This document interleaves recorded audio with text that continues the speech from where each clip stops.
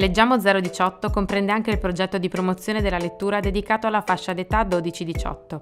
Il 31 gennaio scorso, nel Castello di San Vito al Tagliamento, si è svolta la Biblioteca dei Libri Viventi, con gli studenti del liceo e della scuola secondaria di primo grado di San Vito al Tagliamento. Uno dei principi cardine del progetto Leggiamo è proprio l'idea che l'investimento nei libri e nella lettura sia un percorso necessario per formare i cittadini di domani, competenti, consapevoli, critici e liberi.